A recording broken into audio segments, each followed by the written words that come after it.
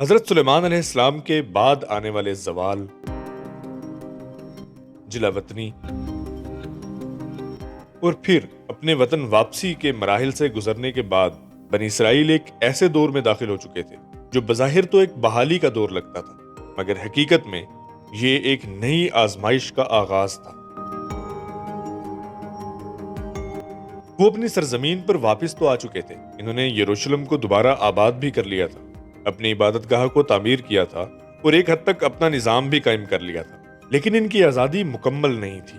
ان کی حیثیت اب ایک آزاد اور خود مختار قوم کی نہیں رہی تھی، بلکہ وہ بڑی طاقتوں کے زیر اثر ایک کمزور قوم بن چکے تھے، جن کی تقدیر اب دوسروں کے فیصلوں سے وابستہ ہو گئی تھی۔ وقت کے ساتھ ساتھ دنیا کے سیاسی حالات بدلنے لگے۔ پرشین امپائر، جس نے انہیں واپسی کا موقع دیا تھا، آہستہ آہستہ کمزور ہونے لگی اور اس کی جگہ ایک نئی طاقت نے لے لی، دی رومن امپائر۔ یہ سلطنت صرف اپنی فوجی طاقت کی وجہ سے نہیں، بلکہ اپنے مضبوط قانون، منظم نظام اور سخت حکمرانی کی وجہ سے مشہور تھی۔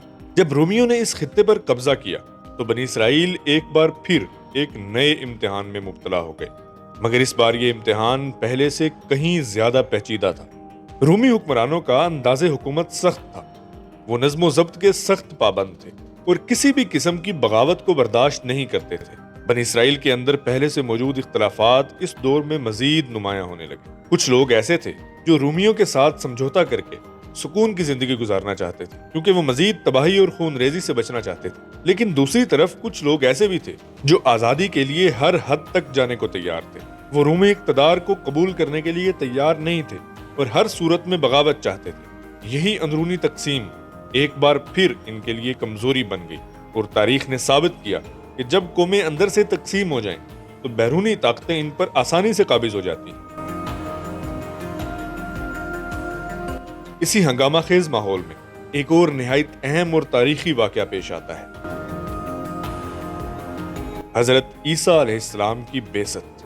وہ بنی اسرائیل کی طرف اللہ کے نبی کے طور پر بھیجے گئے تھے تاکہ انہیں سیدھے راستے کی طرف بلائیں، ان کی اصلاح کریں اور انہیں دوبارہ اللہ کی طرف متوجہ کریں۔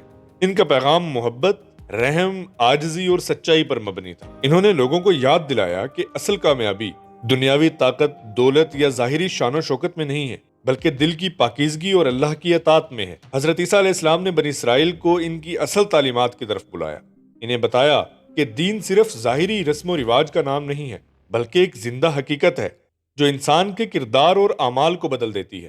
مگر ایک بار پھر تاریخ نے وہی رخ اختیار کیا جو اس سے پہلے کئی بار اختیار کر چکی تھی۔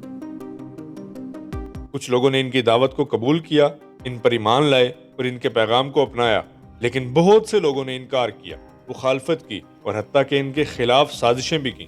یوں ایک بار پھر بنی اسرائیل ایک روحانی اور اخلاقی آزمائش میں مبتلا ہو گئی۔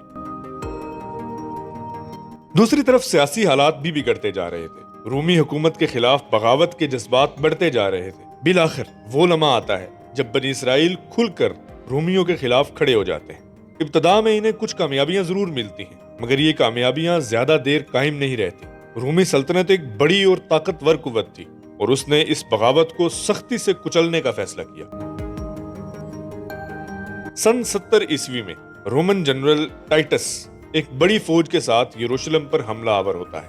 شہر کا محاصرہ کر لیا جاتا ہے، خوراک کے راستے بند ہو جاتے ہیں اور حالات انتہائی سنگین ہو جاتے ہیں۔ لوگ بھوک، خوف اور بے بسی کے عالم میں زندہ رہنے کی کوشش کرتے ہیں۔ پھر وہی منظر دوبارہ دہرایا جاتا ہے جو پہلے بابلی دور میں دیکھا گیا تھا۔ شہر کی دیواریں ٹوٹ جاتی ہیں، دشمن اندر داخل ہو جاتا ہے اور یروشلم ایک بار پھر آگ اور خون کی لپیٹ میں آ جاتا ہے۔ ہیکل سلیمانی، جو بنی اسرائیل کے ایمان اور شناخت کی علامت تھی، ایک بار پھر تباہ کر دی جاتی ہے۔ شہر کھنڈر میں تبدیل ہو جاتا ہے، ہزاروں لوگ قتل کر دیے جاتے ہیں اور بے شمار افراد کو قیدی بنا لیا جاتا ہے۔ یہ صرف ایک شکست نہیں تھی، بلکہ ایک مکمل تباہی تھی، ایک ایسا زخم جو صدیوں تک بھر نہ سکا۔ اس کے بعد بنی اسرائیل کو ایک بار پھر اپنی سرزمین سے نکال دیا جاتا ہے، مگر اس بار ان کی جلاوطنی صرف ایک محدود علاقے تک نہیں رہتی، بلکہ وہ پوری دنیا میں بکھر جاتے ہیں۔ وہ مختلف ملکوں، مختلف ثقافتوں اور مختلف معاشروں میں جا کر آباد ہو جاتے ہیں، اور یوں ان کی تاریخ ایک نئے مرحلے میں داخل ہوتی ہے۔ ایک منتشر قوم کے طور پر زندگی گزارنے کا مرحلہ۔ اگلی ویڈیو میں ہم دیکھیں گے کہ ایک منتشر قوم کے طور پر انہیں کن کن مشکلات کا سامنا کرنا پڑتا ہے اور آخر کار ریاست اسرائیل کیسے قائم ہوتی ہے جہاں آج یہ قوم موجود ہے۔